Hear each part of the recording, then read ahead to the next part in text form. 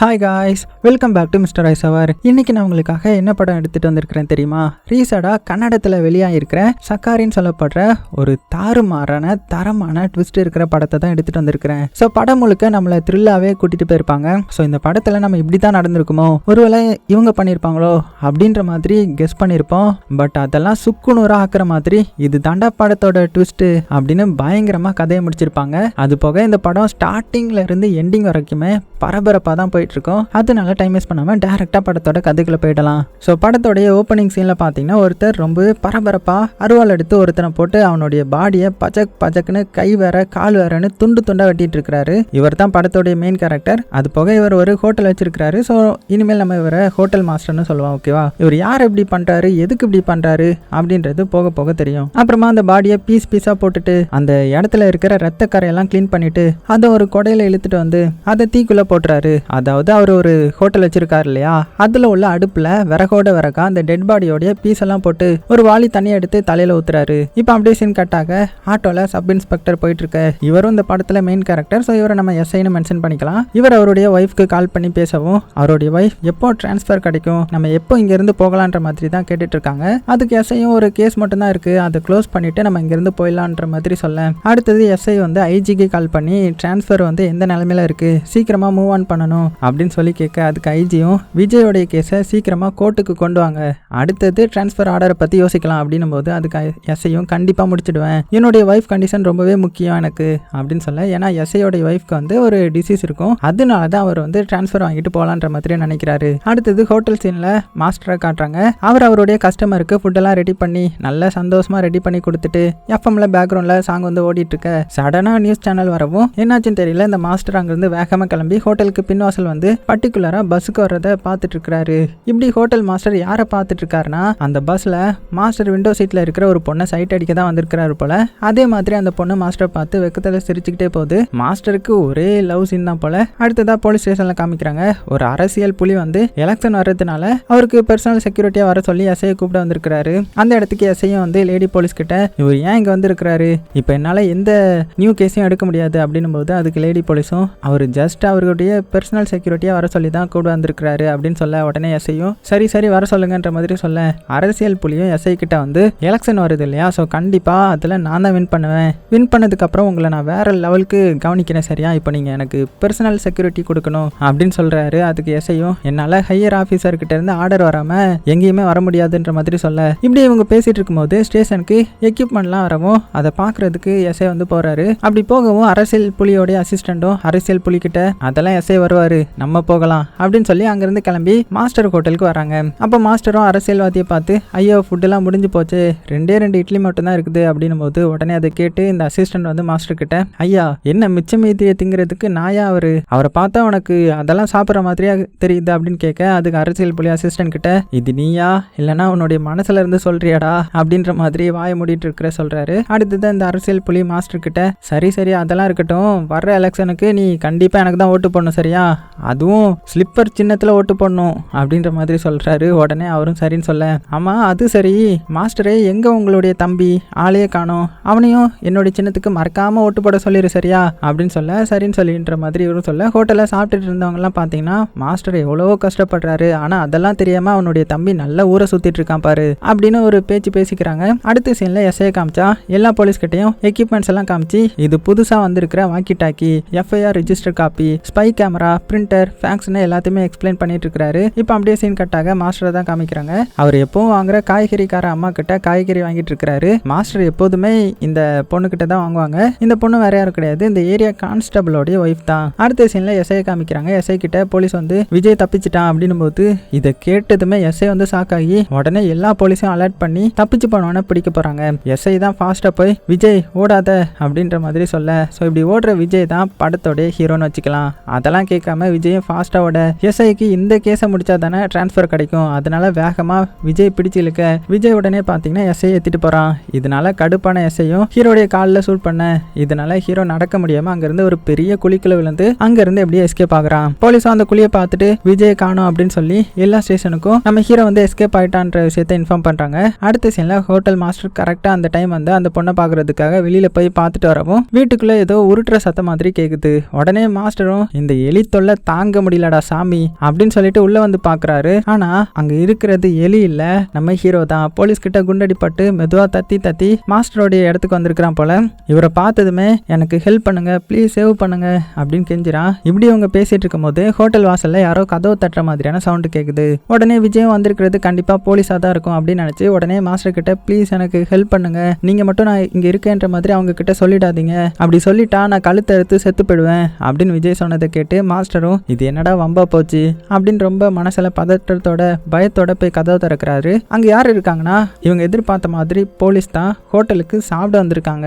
மாஸ்டரும் மனசுக்குள்ளேயே அவ்வளவு பயத்தை வச்சுக்கிட்டு இவனை காப்பாத்துறதா இல்ல உள்ளதான் இருக்கான்றத போட்டு கொடுத்துருவாமா அப்படின்னு ஒண்ணுமே புரியாம கன்ஃபியூஸ்ல அவங்கள பார்த்துட்டு இருக்க. அவங்களும் 5 டீ வேணும் அப்படின்ற மாதிரி சொல்லி கேட்குறாங்க. அதுல ஒரு போலீஸ் மாஸ்டர் கிட்ட இங்க யாராவது காலில் அடிபட்டு போறத நீங்க பாத்தீங்களா அப்படின்னு கேட்குறாங்க. அதை கேட்டு மாஸ்டர் வந்து திருட்டு முழிச்சிட்டு என்ன சொல்லன்னு தெரியாம பார்த்துட்டு இருக்க. அதுக்குள்ள இன்னொரு போலீஸ் அவன் எல்லாம் இங்க வர சான்ஸே இல்ல, அவன் எப்படி இங்க வருவான், நம்ம வரவே இவ்வளவு நேரம் ஆயிடுச்சு, அப்புறம் எப்படி அவன் வருவான் அப்படின்னு யோசிக்கிறாங்க. அதே டைம்ல மாஸ்டர் எஸ்ஐ கிட்ட வந்து டீயை கொடுக்கவும் எஸ்ஐயும் விஜயோடைய போட்டோ காமிச்சு இவனை நீங்க எங்கேயாவது பாத்தீங்களா அப்படின்னு கேட்க, அதுக்குள்ள மாஸ்டரும் ரொம்பவே டென்ஷன் ஆகி தெரியல அப்படின்ற மாதிரி சொல்லிட்டு நீங்க தேடி வந்தவன் திருட்டு எதுவும் பண்ணுனானா, எதுக்கு அவனை தேடுறீங்க அப்படின்னு கேட்குறாங்க. அதுக்கு போலீஸும் அவன் திருடெல்லாம் இல்ல, ஒரு கொலை பண்ணிட்டு எஸ்கேப் ஆகிட்டான் அப்படின்னு சொல்ல அவ்வளவுதான் இவர் பயந்து செத்துடுறாரு. போலீஸும் டீயை குடிச்சிட்டு 50 ரூபாய் மாஸ்டர் கிட்ட கொடுக்குறாங்க. மாஸ்டரும் அமௌண்ட் வாங்கி பேலன்ஸ் வந்து 20 ரூபா கொடுக்குறாரு. ஸோ இதை பார்த்த போலீஸ் என்ன மாஸ்டர் என்ன நினைப்புல இருக்கீங்க, நாங்க டீ குடிச்சதுக்கு தான் காசு கொடுத்தோம், அமௌண்ட் தான் சரியா போச்சு இல்ல, அதுக்கு நீங்க எதுக்கு ரிட்டர்ன் கொடுக்குறீங்க அப்படின்னு திரும்ப கொடுக்குறாங்க. போலீஸ் எல்லாம் போனதும் ஹோட்டல் மாஸ்டர் விஜய் வந்து பாக்குறாரு. ஆனா விஜய் அப்படியே மயங்கி அதே இடத்துல இருக்கிறான். உடனே மாஸ்டரும் அவனுடைய காயத்துக்கு மெடிசன் எல்லாம் போட்டுட்டு அவனை ரொம்பவே கேர் பண்ணி பாத்துக்கிறாரு. உடனே விஜயும் கண்மொழிச்சு பார்த்து ரொம்பவே தேங்க்ஸ் மாஸ்டர் அப்படின்ற மாதிரி சொல்ல, உடனே வரும் நீ எந்த தப்பும் பண்ணாதவ மாதிரி தான் தெரியுது, அதனால தான் நான் உனக்கு போலீஸ் கிட்ட இருந்து ஹெல்ப் பண்ணேன், அது போக காயம் சரியானதுமே நீங்க இருந்து போயிடணும் சரியா அப்படின்னு சொல்றாரு. உடனே உனக்கு கஷ்டம் இருந்துச்சுன்னா உன்னுடைய பிரச்சனை என்னன்னு சொல்லி நீ என்கிட்ட தாராளமா ஷேர் பண்ணலாம் அப்படின்னு சொல்ல, இதை கேட்டு விஜயும் ரொம்பவே ஃபீல் பண்ணி அவனுடைய பிளாஷ்பேக் ஸ்டோரியை மாஸ்டர் கிட்ட சொல்ல ஸ்டார்ட் பண்றான். நான் வளர்ந்தது எல்லாமே ஒரு அனாதாசிரமத்துல தான், எனக்கு பெருசா யாருமே கிடையாது, என்னுடைய ஃப்ரெண்டு மட்டும்தான் எனக்கு எல்லாமே, நானும் அவனும் ரொம்பவே க்ளோஸ், அவனுக்கு நான் எனக்கு அவன். இப்படி இருக்கும்போது தான் நான் டிகிரி முடிச்சுட்டு பிஎஸ்எஃப் ட்ரைனிங்காக அப்ளை பண்ணியிருந்தேன். அப்போ ஒரு நாள் என்னுடைய ஃப்ரெண்டு என்ன வர சொல்லியிருந்தான் ஏதோ பேசணும்னு சொல்லி, அதனால நானும் அவனை பார்க்க ஊருக்கு வந்திருந்தேன். நான் அவனுடைய வீட்டுக்கு வந்ததுமே அவனுடைய ரூம்ல எல்லாமே நானும் அவனும் சின்ன வயசுல இருந்து சேர்ந்து எடுத்த போட்டோ தான் நிறைய இருந்துச்சு. அதெல்லாம் நானும் பார்த்து ரசிச்சுட்டு அவன்கிட்ட என்ன எதுக்கு வர சொன்ன அப்படின்ற மாதிரி கேட்டேன். அதுக்கு அவனும் எல்லாமே நல்ல விஷயம்தான், நான் உனக்கு ஒரு அழகான பொண்ணை பார்த்து வச்சிருக்கிறேன், ஸோ நீ அந்த பொண்ணை கல்யாணம் பண்ணிக்கிட்டா நீ ரொம்ப நல்லா இருப்ப, நம்மளும் ஒரே குடும்பமா சேர்ந்து சந்தோஷமா இருக்கலாம், எனக்காக நீ கண்டிப்பா சரின்னு சொல்லணும், நான் பொண்ணெல்லாம் பார்த்து வச்சுட்டேன்ற மாதிரி சொன்னான். அதுக்கு நானும் என்ன இப்போ கல்யாணத்துக்கு என்ன அவசரம், முதல்ல நீ கல்யாணம் பண்ணிக்கோ அதுக்கப்புறம் நான் கல்யாணம் பண்ணிக்கிறேன்ற மாதிரி சொன்னேன். அதுக்கு என்னுடைய ஃப்ரெண்டும் ஃபர்ஸ்ட் நீ நல்லா செட்டில் ஆகணும், அதுக்கப்புறம் தான் நான் என்னுடைய மேரேஜ் பத்தி யோசிப்பேன், நாளைக்கு முதல் வேலையா அந்த பொண்ணை பார்க்க போறேன் சரியா, எனக்காக நீ கண்டிப்பா ரெடி ஆகி வரணும் அப்படின்ற மாதிரி சொல்லி என்கிட்ட கேட்டான். நான் பார்த்து வச்சிருக்கிற பொண்ணு ரொம்பவே நல்ல பொண்ணு, அவருடைய அப்பாவும் ஆர்ஃபன் தான், அதனால அவங்க இந்த மேரேஜுக்கு ஓகே சொல்லியிருக்காங்க, உனக்கும் அந்த பொண்ணுக்கும் உன்னை பிடிச்சிட்டாலே எல்லாமே ஓகே தான் அப்படின்ற மாதிரி சொன்னான். அதே மாதிரியே மறுநாள் பொண்ணை பார்க்க விஜயும் அவனுடைய ஃப்ரெண்டு போய் பார்க்குறாங்க. பொண்ணுடைய அப்பா பொண்ணை பற்றின எல்லா டீட்டெயில்ஸும் சொல்கிறாரு. அதுக்கு விஜயும் எனக்கு எல்லாமே என்னுடைய ஃப்ரெண்டு சொல்லிட்டான் அப்படின்னு பொண்ணை வர சொல்கிறீங்களான்ற மாதிரி கேட்குறாரு. பொண்ணுடைய ஃப்ரெண்டும் பொண்ணுக்கிட்ட உனக்கு இந்த மாப்பிளையை பிடிக்குதான்னு பார்ப்போம், உனக்கு 29 வயசு ஆயிடுச்சு, பார்க்கலாம் இந்த பையனை உனக்கு பிடிச்சிருக்கான்ற மாதிரி சொல்லி கிண்டல் பண்ணுறா. பொண்ணு பார்க்கறதுக்கு அவ்வளோ அழகா ஏஞ்சல் மாதிரி நீண்ட மூக்கோட ஜொலிக்கிற மூக்குத்தி போட்டு தங்கச்சில மாதிரி விஜய் முன்னாடி வந்து நிற்கிறா. விஜய்க்கும் பொண்ணை வந்து ரொம்பவே பிடிச்சிருக்குது, பொண்ணுக்கும் விஜய் வந்து ரொம்பவே பிடிச்சிருக்குது. அடுத்தது என்ன, 2 பேரும் சேர்ந்து பைக்ல ஊரெல்லாம் சுத்துறாங்க. இதனால விஜய்க்கும் அவனுடைய ஃப்ரெண்டுக்கும் இருக்கிற கம்யூனிகேஷன் கொஞ்சம் கொஞ்சமா குறைய ஸ்டார்ட் ஆகுது. அடுத்தது அவங்க மேரேஜும் பண்ணிக்கிறாங்க. விஜயோடைய ஃப்ரெண்டும் விஜய்க்காக ஹனிமூன்லாம் அரேஞ்ச் பண்ணி டிக்கெட் கொண்டு வந்து கொடுக்குறான். இதை பார்த்த விஜயும் இதுக்கு எப்படி உனக்கு காசு வந்துச்சு என்ன பண்ண அப்படின்ற மாதிரி சொல்லி கேட்குறான். அதுக்கு ஒன்றும் பிரச்சனை இல்லை, நான் எப்படியோ அரேஞ்ச் பண்ணிட்டேன், சரி நீங்க சந்தோஷமா இருந்தாலே அது போதும் அப்படின்ற மாதிரி அனுப்பி வைக்கிறான். ஸோ ஹனிமூன் எல்லாம் போயிட்டு நீ எல்லாமே என்ஜாய் பண்ணிட்டு வந்ததுக்கப்புறம் விஜயோடைய ஃப்ரெண்ட் ரொம்பவே சந்தோஷமா விஜய்க்கு பிஎஸ்எஃப்ல இருந்து அப்பாயின்மெண்ட் ஆர்டர் வந்திருக்குன்ற மாதிரி கொண்டு வந்து கொடுக்குறான். ஆனால் இதை பார்த்து விஜயோடைய ஒய்ஃப்க்கு ரொம்பவே மனசு வலிக்குது. ஏன்னா விஜய் வந்து அப்பாயின்மெண்ட் ஆர்டர் வந்ததுக்கப்புறம் ஒய்ஃபை விட்டு தூரமாக போய் தான் ஆகணும், அதனால அவர் ரொம்பவே ஃபீல் பண்ணி வெளியே எந்திரிச்சு வந்துடுறான். இதனால விஜய் வந்து அவனுடைய ஒய்ஃபை சமாளிக்க வரான். அவனுடைய ஒய்ஃப் கிட்ட வந்து என்ன பண்ணுறது, ஒரு 2 வருஷத்துக்கு கொஞ்சம் கஷ்டமாக தான் இருக்கும், அதுக்கப்புறம் நான் வந்துடுவேன், ஸோ கொஞ்சம் புரிஞ்சுக்கோ ப்ளீஸ் அப்படின்னு சொல்லி அவளை சமாதானப்படுத்துறான். அதுக்கு விஜயோடைய ஒய்ஃபும் என்னையும் உங்க கூடவே கூட்டிட்டு போங்க, நான் நீங்கள் இல்லாமல் எப்படி இங்கே இருக்க முடியும் அப்படின்னு சொல்லி ரொம்பவே அழுகிறாங்க. அதுக்கு விஜய் வந்து நான் இருக்கிற இடமே கேம்ப்ல தான், உன்னை எப்படி அவங்க கூட்டிட்டு போக முடியும், நீங்க ராணி மாதிரி இருக்கணும், எனக்காக நீங்க இருந்துக்கோ அப்படின்ற மாதிரி சொல்ல. ஸோ விஜய் போனதுக்கு அதுக்கப்புறம் விஜயோட ஒய்ஃப் ரொம்பவே லோன்லியா ஃபீல் பண்றா. விஜய் ரொம்பவே மிஸ் பண்ணி அவங்க கூட பேசினது, அவங்க கூட பழகுனது எல்லாத்தையுமே நினைச்சு ரொம்பவே ஃபீல் பண்ணி அவளுக்கு நிம்மதியான தூக்கம் கூட வர மாட்டேங்குது. ஸோ இது இப்படி இருக்குன்னு பார்த்தா அவனுக்கு கால் பண்ணலான்னு கால் பண்ணா அவன் ட்ரைனிங்ல இருக்கிறதுனால அவனால அவனுடைய ஒய்ஃப் கிட்ட சரியா பேசவே முடியல. இதனால ஹீரோடைய ஒய்ஃப்க்கு இன்னுமே ஸ்ட்ரெஸ் அதிகமாகுது. இப்படி போயிட்டு இருக்கும்போது ஹீரோவுக்கு ட்ரைனிங் ஹாலிடேக்கு அவனுடைய ஒய்ஃபை பார்க்க வரான். இதனால ஹீரோடைய ஒய்ஃப்க்கு ரொம்பவே சந்தோஷம். ஆனா திரும்பவும் ட்ரைனிங் பீரியட் வருது. இதனால மறுபடியும் ஹீரோ வந்து அங்கிருந்து பிரிஞ்சு போறான். ஸோ ஒய்ஃப் வந்து ரொம்பவே ஃபீல் பண்றாங்க. இந்த டைம்லயும் அவனுடைய ஒய்ஃப் கூட 23 நாள் மட்டும் தான் இருந்திருக்கிறான். ஒரு நாள் விஜய்க்கு அவனுடைய ஃப்ரெண்டு கிட்ட இருந்து ஒரு லெட்டர் வருது. அந்த லெட்டர்ல என்ன எழுதிருக்குன்னா, நீ உன்னுடைய மனசை ரொம்பவே தைரியமா வச்சுக்கோ, நான் சொல்றதை கேட்டு நீ ரொம்பவே ஃபீல் பண்ணலாம், பட் நான் உன்கிட்ட சொல்லாம இருக்க முடியாது. அது என்னன்னா, உன்னுடைய ஒய்ஃப் கேரக்டர் சரியில்லை, அவ வேற ஒரு பையன் கூட ரொம்பவே க்ளோஸா இருக்கிறா. இது எந்த மாதிரியான ரிலேஷன்ஷிப்னு என்னால கெஸ் பண்ண முடியல. இதை தெரிஞ்சுக்கணுன்றதுக்காக நான் அவகிட்ட பேசி பார்க்கலான்னு பார்த்தேன். பட் அவ என்னை பார்த்ததுமே அங்கிருந்து போயிட்டா. இதனால நான் அவளுடைய ஃப்ரெண்டு கிட்ட கேட்கும்போது அதுக்கு அவளுடைய ஃப்ரெண்டும், ஆமா நானும் இதை பத்தி அவகிட்ட பேசினேன், ஆனா அவ என்கிட்ட சரியா ரெஸ்பான்ஸ் பண்ணலன்ற மாதிரி சொல்லிட்டா. ஃபர்ஸ்ட் அவன் துணி காய போடும்போது தான் பார்த்துருக்கிறான். அப்ப அந்த பையன் துணியை தூக்கி போடவும் ஃபர்ஸ்ட் டைம் இப்படிதான் அவங்களுக்குள்ள பழக்கம் ஏற்பட்டிருக்குது. அடுத்தது 2 பேரும் அடிக்கடி மீட் பண்ணி பேசி இப்போ பழக்கம் வந்து ரொம்பவே க்ளோஸ் ஆயிடுச்சு. ஒரு நாள் அவங்க கிட்ட இருந்து வந்த மெசேஜையே அவளுடைய ஃப்ரெண்டு கிட்டே மறைச்சிட்டா. அதனாலதான் உன்கிட்ட சொல்றேன், நீங்க கண்டிப்பா சீக்கிரமா திரும்பி வரணும், திரும்பி வந்து உன்னுடைய ஃபேமிலியே என்னன்னு பாரு, உனக்கு உன்னுடைய வேலையோட உன்னுடைய ஃபேமிலி தான் முக்கியம் அப்படின்னு சொல்ல, இதை கேட்டதுமே ஹீரோக்கு எப்படி இருக்கும், ரொம்ப கஷ்டப்படுறான், ரொம்பவே ஃபீல் பண்றான். எப்படி அவளால எனக்கு இப்படி ஒரு துரோகத்தை பண்ண முடிஞ்சது அப்படின்னு சொல்லி ஃபீல் பண்ணி ஃப்ரெண்டு கிட்ட இருந்து இப்படி ஒரு லெட்டரை பார்த்ததுக்கு அப்புறமா வேகமா ஊருக்கு கிளம்பி வரான். ஹீரோவை பார்த்ததுமே இந்த ஒய்ஃப் வந்து வேகமா வந்து ஹீரோவை ஹக் பண்ணி, உன்னை பார்த்தது எனக்கு ரொம்பவே சந்தோஷம், உனக்கு என்ன ஃபுட் ரெடி பண்ணணும், எப்படி சர்ப்ரைஸா வந்த, என்கிட்ட சொல்லவே இல்லையே, சரி உனக்கு பிடிச்ச ஃபுட்டை நான் ரெடி பண்ணி தரேன், நீ சீக்கிரமா ஃப்ரெஷ் அப் ஆகிட்டு வா அப்படின்னு சொல்லி கூட்டிட்டு போறா. பட் ஹீரோ வந்து எந்த ஒரு ரெஸ்பான்ஸும் பண்ணல. அவனால எப்படி ரெஸ்பான்ஸ் பண்ண முடியும், அவன் தலையில தான் பெரிய குண்டா அவனுடைய ஃப்ரெண்டு போட்டு வச்சிருக்கான் இல்லையா. ஸோ ரொம்ப மன கஷ்டத்துல இருக்கிறான். இது எதுவுமே தெரியாம இந்த ஒய்ஃப் வந்து, விஜய் நான் உனக்கு என்ன பண்ணட்டும் சொல்லு, நீ என்ன கேட்டாலும் நான் உனக்கு பண்ணி தரேன் அப்படின்னு சொல்ல, அதுக்கு விஜய் வந்து யார் அவன் சொல்லு அப்படின்ற மாதிரி சொல்ல, ஹீரோ இப்படி கேட்பான்றது அவனுடைய ஒய்ஃப் வந்து எதிர்பார்த்திருக்க மாட்டா. அதனால இப்போ சடனா அழ ஆரம்பிச்சிடுறா. இதுக்கு எல்லாமே காரணம் நீ தான், நீ மட்டும்தான், உன்னால தான் நான் இப்படி ஆகிட்டேன், எனக்கு வேற வழி தெரியல,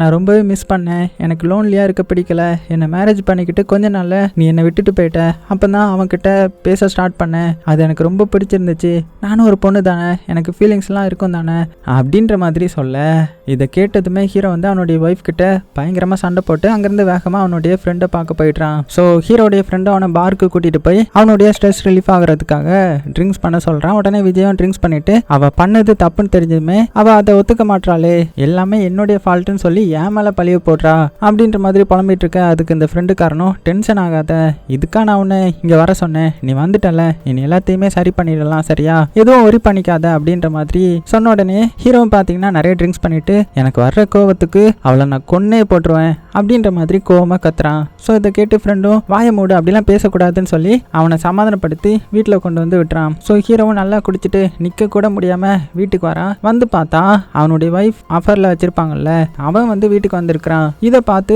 கூட கொஞ்சம் நம்ம ஹீரோ வந்து டென்ஷன் ஆகி அவனை அடிக்க வரவும் டக்குன்னு அவன் என்ன பண்ணிடுறான்னா ஹீரோ கிட்ட இருந்து எஸ்கேப் ஆகிட்டான். ஸோ ஹீரோவும் அவனை பிடிக்கலான்னு போனா அவன் நம்ம ஹீரோவை தள்ளி விட்டுட்டு போயிடுறான். இங்க ஹீரோடைய ஒய்ஃப் பார்த்தீங்கன்னா விஜய் விஜய்ன்ற மாதிரி கத்திட்டு இருக்கிறா. அதுக்குள்ள ஹீரோ வந்து அவனுடைய ஒய்ஃப் கணத்துல பலார்னு அரைஞ்சி அங்கேயே மயங்கி விழுந்துட்டான். மறுநாள் பார்த்தா நம்ம ஹீரோ வந்து போலீஸ் வந்து அரெஸ்ட் பண்ணி அவனை இழுத்துட்டு போயிட்டு இருக்காங்க. அவனுக்கு எதுவுமே புரியல. என்னன்னு பார்த்தா இவனுடைய ஒய்ஃப் இருக்காங்கல்ல, அவங்க இறந்து போயிருக்காங்க. அதனால நம்ம ஹீரோ தான் கொலை பண்ணிருப்பான்ற மாதிரி அவனை அரெஸ்ட் பண்ணி கூட்டிட்டு போயிருக்காங்க. ஸோ ஹீரோடைய பக்கத்து வீட்டுக்காரங்க கிட்டையும் ஹீரோவை பத்தி விசாரிக்கிறாங்க. அதுக்கு பக்கத்து வீட்டு பொண்ணும் அவங்களுக்குள்ள சண்டை நடந்துச்சு, அதுக்கப்புறம் என்னாச்சுன்னு தெரியலன்ற மாதிரி சொல்றாங்க. அதனாலதான் ஹீரோ வந்து கொலை பண்ணிருக்கலான்ற மாதிரி வாய்ப்பு இருக்குன்றதையும் சொல்றா. அதுக்கப்புறம் போலீஸும் ஹீரோயினுடைய பேரண்ட்ஸை பத்தி என்கொயரி பண்ண, ஹீரோயினுடைய பேரண்ட்ஸும் புனித தலத்துக்கு விசிட் பண்ண போயிட்டாங்க போல, இன்னுமே வரலன்ற மாதிரி சொல்றாங்க. இப்போ இந்த கதை எல்லாமே நம்ம ஹீரோ வந்து அந்த மாஸ்டர் கிட்ட சொல்லிட்டு இருக்க. மாஸ்டர் வந்து ரொம்பவே ஃபீல் பண்ணி, உன் கதையை கேட்கவே ரொம்பவே கஷ்டமா இருக்குது, உன்னுடைய காயம் சரியானதுக்கு அப்புறம் நீ இங்கிருந்து போனா போதும், அது வரைக்கும் நல்லா ரெஸ்ட் எடு அப்படின்னு சொல்லிட்டு, உனக்கு உன்னுடைய ஒய்ஃபை எவ்வளவு பிடிக்கும் அப்படின்னு கேட்கிறாரு. அதுக்கு நம்ம ஹீரோவும், அவளுக்கு எப்படி அவளுடைய ஆசை ட்ரீம்ஸ் ரொம்ப பிடிக்குமோ அதை விட எனக்கு அவளை ரொம்பவே பிடிக்கும், அவளுடைய ஆசையை நிறைவேற்றுறது தான் என்னுடைய ஆசையா இருந்துச்சு அப்படின்னு சொல்ல, உடனே மாஸ்டரோ சரி உன்னுடைய ஃப்ரெண்ட் என்ன ஆனா, அவன்கிட்ட நான் கால் பண்ணி சொல்லவா அப்படின்னு கேட்கும்போது, இல்ல அவனுக்கு நீங்க கால் பண்ண வேணாம், ஏன்னா போலீஸ் அவனை ட்ராக் பண்ண நல்ல சான்ஸ் இருக்குது, ஸோ பண்ணிடாதீங்க அப்படின்னு சொல்ல, அடுத்த சீன் ஆகுது. போலீஸ் கிட்ட ஒருத்தன் மனநிலை சரியில்லாதவன் வந்து, என்னுடைய ஒய்ஃபை பாத்தீங்களா, அவ எங்க இருக்கா, அவளை பாத்தீங்களா அப்படின்னு சொல்லி தேடிக்கிட்டே வரும்போது போலீஸும் அங்க இருக்கா பாரு அப்படின்னு அனுப்பி விட்றாங்க. அப்பதான் போலீஸ்க்கு அவருடைய அவருடைய ஒய்ஃப் கால் பண்ணி டிரான்ஸ்ஃபர் என்னாச்சு, என்ன சொல்றாங்க அப்படின்ற மாதிரி சொல்லி கேட்கறாங்க. அதே டைம்ல ஆபீசரும் எஸ்ஐக்கு கால் பண்ணி என்னாச்சு, அவனை தேடி கண்டுபிடிக்க முடிஞ்சுதா அப்படின்னு கேட்கிறாரு. அதுக்கு எஸ்ஐயும் அவனுடைய கால்லையா நான் ஷூட் பண்ணியிருக்கிறேன், அதனால அவனால வேற எங்கேயுமே அவ்வளவு சீக்கிரமா போய் இருக்க முடியாது, சோ கண்டுபிடிச்சிடலாம் அப்படின்னு சொல்ல இதை கேட்ட ஹையர் ஆபீசரும் பயங்கர கோவமாக்கி என்ன பண்ணி வச்ச, என்ன சொல்லு, அவனுக்கு மட்டும் ஏதாவது ஆயிடுச்சுன்னா உன்னுடைய டிரான்ஸ்பரை பத்தி நீ மறந்துரு சரியா அப்படின்ற மாதிரி கோவத்துல சொல்ல அடுத்த சீன்ல ஹீரோடைய ஃப்ரெண்டை தான் காமிக்கிறாங்க. ஒரு லாயரை பாக்குறதுக்காக வந்திருக்கிறாரு. லாயரும் ஹீரோடைய ஃப்ரெண்டு கிட்ட ஹீரோயின் எப்ப செத்து போனான்ற மாதிரி கேட்கிறாரு. அதுக்கு ஃப்ரெண்டு காரணம் வியாழன் கிழமைன்ற மாதிரி சொல்லவும் உடனே லாயரும் போலீஸ் எப்ப ஹீரோ அரெஸ்ட் பண்ணாங்க அப்படின்னு கேட்கிறாரு. அதுக்கு ஹீரோடைய ஃப்ரெண்டும் வெள்ளிக்கிழமை அப்படின்னு சொல்ல இதெல்லாம் கேட்ட லாயர் இவ்வளவு நாள் சொல்லாம நீ என்ன கோமால இருந்த, இப்ப வந்து சொல்ற, இதுல உன்னுடைய ஃப்ரெண்டு இந்த சிச்சுவேஷன்ல எஸ்கேப் ஆகி வர இருக்கிறான், இதே அவன் தப்பு பண்ணிருப்பான்றது ப்ரூவ் பண்ண மாதிரி அப்படின்னு சொல்ல அதுக்கு ஃப்ரெண்டு காரணம் இல்ல நான் அவன் பண்ணிருப்பானான்னு கன்ஃபியூஸ்ல இருந்தேன், அதான் சொல்லல, ஏன்னா அவன் ட்ரிங்க்ஸ் பண்ணிட்டு அவனுடைய ஒய்ஃபை கொலை பண்ணிடுவேன்னு சொன்னான், இதுக்கெல்லாம் காரணம் நான் மட்டும் அவனை ட்ரிங்க்ஸ் பண்ண வைக்காம இருந்தா இதெல்லாம் நடந்திருக்காது, ஸோ எல்லாமே ஏமால தானே அப்படின்ற மாதிரி புலம்ப அதுக்கு லாயரும் இதை பாரு, கோர்ட்டுக்கு நம்மளுடைய கெஸ் எல்லாம் செல்லாது, அவங்களுக்கு தேவையானது எவிடன்ஸ் தான், ஃபர்ஸ்ட் போஸ்ட்மார்ட்டம் ரிப்போர்ட்ல என்ன வருதுன்னு பார்க்கலாம், அடுத்தது டிசைட் பண்ணலாம் அப்படின்னு சொல்லி லாயர் லேடி போலீஸ்க்கு கால் பண்ணி ஹீரோடைய கேஸை பத்தி என்கொயரி பண்றாங்க. அதுக்கு லேடி இன்ஸ்பெக்டரும் ஹீரோடைய கேஸ் டீட்டெயில கொடுத்து அவனுடைய காலில் குண்டடி பட்டிருக்குது, அவனை தான் தேடிட்டு இருக்கோம், போஸ்ட்மார்ட்டம் ரிப்போர்ட்டும் இன்னும் வரல அப்படின்னு சொல்ல அடுத்தது ஹோட்டலை காமிக்கிறாங்க. கடுக்கன் போட்ட ஒருத்தன் வந்து எப்ப பார்த்தாலும் இவருடைய கடையில இட்லி தோசை வடை அப்படின்னு மட்டும்தான் இருக்குது, வேற ஏதாவது டிஃப்ரெண்டா ட்ரை பண்றாரான்னு பாரு இந்த மனுஷன் அப்படின்ற மாதிரி புலம்பிட்டு இருக்க. மாஸ்டரும் பாத்தீங்கன்னா ரேடியோலாம் கரெக்டா நியூஸ் சேனல் வந்ததும் உடனே அங்கிருந்து வேகமா கிளம்பி அவருடைய ஆளை பார்க்க போவார் இல்லையா, ஸோ அதே மாதிரி போக வெளியில போய் அவர் எதிர்பார்த்த மாதிரி அந்த டைமுக்கு அந்த பஸ் வருது. அதுல அந்த பொண்ணு விண்டோ சீட்ல உட்காந்துக்கிட்டு மாஸ்டரே பாக்குது. மாஸ்டரும் அந்த பொண்ணை வச்சக்கன்னு வாங்காம பார்த்துட்டு இருக்க. இப்படி இங்க இவங்க ரெண்டு பேருக்கும் ஒருத்தருக்கு ஒருத்தர் பிடிச்சு போகுது. அடுத்தது போலீஸும் லேடி போலீஸும் பாத்தீங்கன்னா மாஸ்டர் ஹோட்டலுக்கு சாப்பிடுறோம். மாஸ்டரும் உள்ள வந்து என்ன வேணும் அப்படின்னு கேட்க அதுக்கு அவங்க 2 டீ மட்டும் போதும் அப்படின்னு சொல்றாங்க. அப்போ போலீஸ் வந்து அதுல இருக்கிற பிஸ்கெட்டை எடுக்க போகவும் உடனே மாஸ்டர் வந்து நீங்க கையெல்லாம் கழுவல, நானே உங்களுக்கு எடுத்து தரேன் அப்படின்னு சொல்லி எடுத்து கொடுக்குறான். எதுக்கு இந்த மாதிரி பண்றாருன்னா இன்னும் கொஞ்சம் தூரம் உள்ள தள்ளி போனா ஹீரோ படுத்திருக்கிறது போலீஸ்க்கு வந்து தெரிய வந்துடும், அதனால தான் இப்படி பண்றாரு. அடுத்த கொஞ்ச நேரத்துல எஸ்ஐ போலீஸ்க்கு கால் பண்ணி என்ன பண்ணிட்டு இருக்கீங்க, ரிப்போர்ட் வாங்காம டீ குடிக்கிறத நிப்பாட்டிட்டு உடனே அங்க போய் வாங்கிட்டு வாங்க அப்படின்னு சொல்லி கண்ணா பின்னான்னு திட்டுறாரு. இதனால போலீஸ் டீ குடிக்காம அங்கிருந்து அப்படியே கிளம்புறாங்க. போலீஸ் போனதும் மாஸ்டர் ஹீரோ கிட்ட வந்து திட்டலான்னு வேகமா உள்ள வராரு. ஏன்னா ஹீரோ வந்து இதுக்கு முன்னாடி கொஞ்சம் இருமி இருப்பான், ஸோ அது மாட்டிடக்கூடாதுன்றதுக்காக திட்ட வராரு. பார்த்தா அவன் இரும முடியாம அதை அடக்கணுன்றதுக்காக போர்வையெல்லாம் வாய்க்குள்ள வச்சு திணிச்சு ரொம்பவே கஷ்டப்பட்டுட்டு இருந்திருப்பான். மாஸ்டர் அவனை பார்த்து கஷ்டப்பட்டு என்ன பண்ண அப்படின்னு தெரியாம நீ இவனை சீக்கிரமா அங்கிருந்து அனுப்புறது தான் நல்லதுன்ற மாதிரி அவருக்குள்ளே நினைச்சுக்கிறாரு. அது போக எஸ்ஐ வர சொன்னதுனால போலீஸும் பாத்தீங்கன்னா டீ கடையில இருந்து கிளம்பி போறாங்க. போலீஸும் லேடி இன்ஸ்பெக்டர் கிட்ட ஏன் இன்ஸ்பெக்டர் இந்த கேஸை முடிக்கணும்னு இவ்வளோ ஆர்வமா இருக்காரு, அப்படி என்ன விஷயம் அப்படின்னு கேட்கும்போது அது வேற எதுவும் இல்ல, அவருடைய ஒய்ஃப்க்கு வந்து பென்சில்ஸ்ன்ற மாதிரி ஒரு டிசீஸ் இருக்குது, அதனால அவங்க இங்க வந்து செட் ஆகல, ஆல்ரெடி அவருடைய ஒய்ஃப் வந்து அபார்ஷன் வர ஆயிடுச்சு, ஸோ அதனால இங்க இருந்து போகணும்னு சொல்லி டிரான்ஸ்ஃபர் வாங்க 1 இயரா ட்ரை பண்றாரு அப்படின்ற மாதிரி சொல்ல அடுத்தது நம்ம மாஸ்டர் ஹோட்டல தான் காமிக்கிறாங்க. ஒரு கான்ஸ்டபிள் வந்து சாப்பிட்டுட்டு ஃபுட்ல ஏதோ பேட் ஸ்மெல் வர மாதிரி இருக்குதுன்ற மாதிரி மாஸ்டர் கிட்ட சொல்ல மாஸ்டர் வந்து ஷாக் ஆகுறாரு. ஏன்னா ஹீரோ வேற உள்ளதானே இருக்கிறான், அவனுடைய மேல இருந்தா ஸ்மெல் வருதோ அப்படின்ற மாதிரி ஷாக் ஆகி இல்ல அதெல்லாம் ஒண்ணும் இல்ல அப்படின்ற மாதிரி சொல்றாரு. இருந்தாலுமே அந்த கான்ஸ்டபிள் வந்து இல்ல இந்த ஃபுட்ல ஏதோ ஒரு பேட் ஸ்மெல் வர மாதிரி இருக்குன்ற மாதிரி சொல்ல இதை பார்த்த மாஸ்டர் அந்த சைட்ல சாப்பிட்டுட்டு இருந்தவங்க கிட்ட உங்க ஃபுட்ல ஏதாவது ஸ்மெல் வருதா அப்படின்னு சொல்லி கேட்க ஆனா அங்க இருந்தவங்க இல்லையே அப்படியெல்லாம் வந்த மாதிரி தெரியலையே அப்படின்னு சொல்ல இதை கேட்ட மாஸ்டரும் டென்ஷன் ஆகி பாத்தீங்களா உங்களுக்கு மட்டும்தான் இப்படி ஸ்மெல் வருது, என்னுடைய வியாபாரத்தை நீங்க கெடுக்க பாக்குறீங்க, உடனே நீங்க இங்க இருந்து கிளம்புங்க அப்படின்னு சொல்லி கான்ஸ்டபிளை திட்டி வெளியில அனுப்புறாரு. அடுத்த சீன்ல இந்த எஸ்ஐ காமிக்கிறாங்க. டென்ஷன்ல எல்லா ஃபைலையும் எடுத்து கீழே எல்லாம் தூக்கி வீசுறாரு. ஏன்னா டிரான்ஸ்பர் வேற கிடைக்குமான்னு தெரியல, இப்ப ஹீரோ வேற எங்க இருக்கான்னு தெரியல இல்லையா, அதனால என்ன பண்றது ஏது பண்றதுன்னு தெரியாம இந்த மாதிரி அப்படியே ஃப்ரஸ்ட்ரேஷன்ல நிறைய பண்ணிட்டு இருக்க. அடுத்தது கீழே விழுந்த ஃபைல் எல்லாத்தையுமே போலீஸ் வந்து எடுத்து வச்சுட்டு இவர் ஏன் இப்படி டென்ஷன் ஆகுறாரு, அவருடைய பர்சனல் விஷயத்துக்காக இந்த கேஸை சீக்கிரம் முடிக்கணும் ட்ரை பண்றாரு அப்படின்னு சொல்லி அவங்களுக்குள்ளே பேசிக்கிறாங்க. இதை வெளியில நின்று எஸ்ஐயும் கேட்டுட்டு தான் இருக்கிறாரு. அடுத்தது லேடி இன்ஸ்பெக்டருக்கு கால் பண்ணி டாக்டர் போஸ்ட்மார்ட்டம் ரிப்போர்ட் பத்தி உங்ககிட்ட சொல்லணும்னு சொன்னாரு, நீங்க என்னன்னு கேட்டுக்கோங்க அப்படின்னு சொல்ல அடுத்தது நைட் ஆகுது. நம்ம ஹீரோ என்ன பண்றான்னா அந்த மாஸ்டர் தூங்குனதுக்கு அப்புறம் மெதுவா எந்திரிச்சு அங்க இருக்கிற அருவாலை வச்சு அவனுடைய காயத்தை கிழிக்கிறான். வலி தெரிஞ்சிடக்கூடாதுன்றதுக்காக வாயில பெரிய துணியை வேற வச்சிருக்கிறான். ஆனா வலி தாங்க முடியாம ஓவரா கத்திட அவ்வளவுதான் சத்தமும் வெளியே கேட்டுருது. ஆனா இப்ப பெரிய பிரச்சனை என்னன்னா கான்ஸ்டபிள் வந்து வெளியில வந்திருப்பாரு. இந்த டைம்ல பார்த்து அவருக்கும் சத்தம் கேட்டுருது. ஸோ மாஸ்டர் எந்திரிச்சு வெளியில வர வெளியில கான்ஸ்டபிள் என்ன சத்தம் அப்படின்ற மாதிரி கேட்க அதெல்லாம் ஒண்ணும் இல்லைங்க, அது நான் தான் கத்துனேன் அப்படின்ற மாதிரி சமாளிக்க அவரும் பாத்தீங்கன்னா நம்பி கிளம்பிடுறாரு. ஸோ போலீஸ் போனதுக்கு அப்புறம் மாஸ்டர் ஹீரோ கிட்ட வந்து என்னடா பண்ணி தொலைச்ச,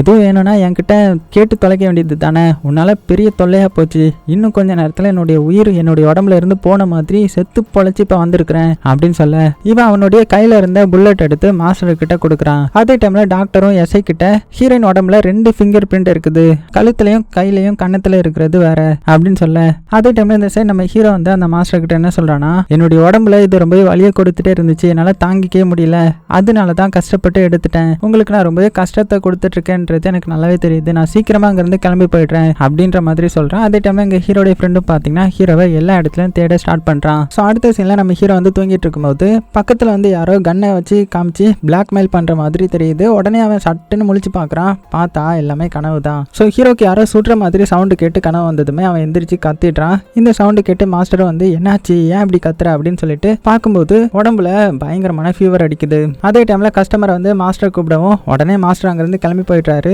அப்படி இங்க வெளியே வரவும் கரெக்டா நியூஸ் சேனல்ல வந்து நியூஸ் ஓடுது. ஸோ நியூஸ் சவுண்டு கேட்டா மாஸ்டர் இங்க இருப்பாரா, அவருடைய ஆளை பார்க்க போயிருவார் இல்லையா. ஸோ அதே மாதிரி அவருடைய ஆளை பார்க்கறதுக்காக கிளம்பி போறாரு. ஸோ டெய்லி இப்படி நியூஸ் சவுண்ட் வர்றதை கேட்டு மாஸ்டர் நோட் பண்ண அந்த கடுக்கன் போட்டவன் உடனே இவர் என்ன பண்றாருன்னு அப்படி ஃபாலோ பண்ணி வந்ததுக்கு அடுத்தது மாஸ்டரும் இதை நோட் பண்ணிட்டுறாரு. உடனே எதுக்கு இங்க வந்த போ அப்படின்னு சொல்லி பயங்கரமா திட்டுறாரு. கடுக்கனும் வெளியில போற மாதிரி போய் திரும்பவும் மாஸ்டரை ஃபாலோ பண்ணி போகவும் மறுபடியும் மாஸ்டர் வந்து நோட் பண்ணிடுறாரு. எதுக்கு இங்க வந்த அப்படின்னு சொல்லி கேட்கும்போது அதுக்கு அந்த கடுக்கனும் இது என்ன காஷ்மீர் பார்டரா, ஏன் இதுக்குள்ள விட மாட்டீங்களா, என்ன உள்ள விடாம என்ன இப்படி பண்ணிட்டு இருக்கீங்க, அதுக்குள்ள அப்படி என்னதான் சீக்ரெட் இருக்குது சொல்லுங்க அப்படின்னு கேட்கும்போது உன் வேலை எதுவும் அதை மட்டும் பாரு, தேவையில்லாம வந்தனா அவ்வளவுதான் சொல்லிட்டேன் அப்படின்னு சொல்லிட்டு பயங்கரமா திட்டி அனுப்பி விட்டுறாரு. ஸோ அனுப்பி விட்டுட்டு மாஸ்டரும் வெளியில வந்து பாக்குறாரு. ஆனா அதுக்குள்ள பஸ் வந்து அங்கிருந்து வேகமா கிளம்பிடுது. ஸோ அந்த கலவரத்தினால அவரால் அவருடைய அந்த காதலியை பார்க்க முடியல. ஸோ இவர் சோகமா இருக்கிறத பார்த்து காய்கறி விற்கிற பொண்ணு, நீங்க எதுக்கு இப்படி சோகமா இருக்கிறீங்க, எனக்கு நல்லாவே தெரியும், நீங்க பார்த்துட்டு இருக்கிற பொண்ணு நல்ல பொண்ணு, அந்த பொண்ணு வீடு தான் பாவம், அவளுக்கு ஹஸ்பண்ட் இல்ல தான், நீங்களும் தனியா தானே இருக்கீங்க, அதனால அந்த பொண்ணை கல்யாணம் பண்ணிக்கிட்டீங்கன்னா உங்களுடைய ஹோட்டல்ல நல்ல வளையல் சத்தமும் கொலுசு சத்தமும் கேட்கும், ஹோட்டலும் ரொம்பவே மங்களகரமா இருக்கும், உங்க 2 பேருக்கும் நல்ல ஜோடி பொருத்தம் அப்படி அப்படின்னு சொல்ல மாஸ்டர் இதை கேட்டு ரொம்பவே சந்தோஷப்படுறாரு. இருந்தாலும் அவர் முகத்துல ஒரு ரியாக்ஷனுமே காட்டாம அமைதியா காய்கறி வாங்கிட்டு அமைதியா இருக்க. இதை பார்த்து காய்கறி வைக்கிற பொண்ணு, உங்களுக்கு ஓகேனா சொல்லுங்க, நான் வேணா அந்த பொண்ணு கிட்ட பேசி பாக்குறேன், எனக்கு அந்த பொண்ணு நல்லாவே தெரியும் அப்படின்னு சொல்ல பட் மாஸ்டருக்கு ரொம்பவே வெக்கமா இருந்ததுனால எதுவுமே சொல்லாம அங்கிருந்து போயிடுறாரு. அடுத்த சீன்ல ஹீரோடைய ஃப்ரெண்டு மாஸ்டர் ஹோட்டலுக்கு சாப்பிட வரான். அவனுக்கு இருமல் வரவும் உடனே அங்கிருந்து வெளில வந்து கரெக்டா ஹீரோ இருக்கிற ரூமுக்கு பின்னாடி வந்து இருமிட்டு இருக்கிறான். உள்ள ஹீரோ வந்து இருமிட்டு இருக்கிறான், வெளியே ஹீரோடைய ஃப்ரெண்ட் இருந்துட்டு இருக்கிறான் இல்லையா. ஸோ ஹீரோ யாரும் பாத்திரக்கூடாதுன்றதுக்காக அமைதியா கையை வச்சு வாயை பொத்து இருமிட்டு இருக்க.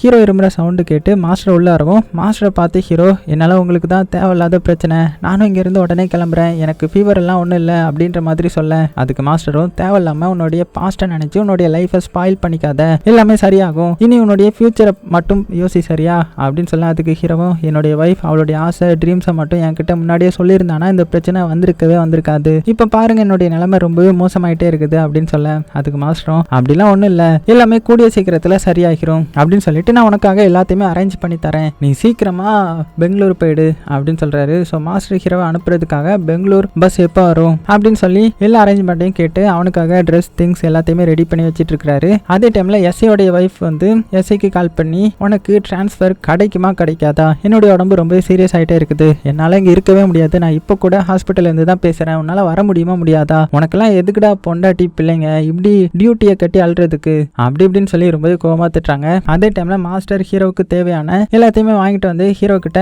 பெங்களூருக்கு 4:15 பஸ் வரும், நீங்க இருந்து ஒரு 3:30 கிளம்பி போனீங்கன்னா சரியா இருக்கும், இதுல வந்து டேப்லெட் இருக்குது போட்டுக்கோ, உன்னுடைய ஃபீவரும் குறைஞ்சிடும் அப்படின்னு சொல்லிட்டு இதுல உனக்கு எக்ஸ்ட்ரா 2 ட்ரெஸ் இருக்குது, அது போக கொஞ்சம் காசு இருந்தா பிடி அப்படின்னு சொல்லி கொடுக்குறாரு. இதெல்லாம் பார்த்து ஹீரோ ரொம்ப ஃபீல் பண்ணி மாஸ்டர் கிட்ட நீங்க தான் எனக்கு உண்மையான சோல்ஜர் மாதிரி தெரியுறீங்க, என்னை சேவ் பண்ணது நீங்க தான், எனக்கு நீங்க காட் மாதிரி அப்படி இப்படின்னு சொல்லி பயங்கரமா இது பண்றான், எமோஷனல் ஆகிறான். பட் மாஸ்டர் அதுக்கெல்லாம் நீ எந்த ஒரு தப்புமே பண்ணல, அதுக்காக தான் உனக்கு இந்த ஹெல்ப் எல்லாம் பண்றேன், நீ டேப்லெட் போட்டு நல்லா தூங்கி ரெஸ்ட் எடு சரியா, நான் அலாரம் வச்சு நாளைக்கு உன்னை எழுப்பி விடுறேன் அப்படின்னு சொல்ல அதே மாதிரி மாஸ்டர் அலாரம் வச்சு கரெக்டா எந்திரிச்சு ஹீரோவை போய் ஃபீவர் இருக்கான்னு செக் பண்ணி பாக்குறாரு. ஹீரோ உடம்புல ஃபீவர் இல்ல. உடனே ஹீரோ எழுப்புறாரு, எந்திரிக்கவே இல்லை, எவ்வளவு எழுப்பியுமே நம்ம ஹீரோ எந்திரிக்காததுனால அவனுடைய மூக்குல கை வச்சு பாக்குறாரு. பார்த்தா நம்ம ஹீரோ வந்து செத்து போயிட்டான். இதை பார்த்து மாஸ்டர் வந்து தலையை பிச்சுக்கிட்டு இது என்னடா எனக்கு வந்து சோதனை, உதவி செய்ய வந்த இடத்துல ஒவ்வொருத்தருக்கும் வந்து இப்படி ஆயிடுச்சு அப்படின்னு நினைச்சு மண்டையை போட்டு பிச்சு அப்படியே குழம்பிக்கிறாரு. இப்போ என்ன பண்றதுன்னு தெரியாம ஹீரோவை சாக்கு பையில போட்டு யாரும் வராங்களா அப்படின்னு பார்த்து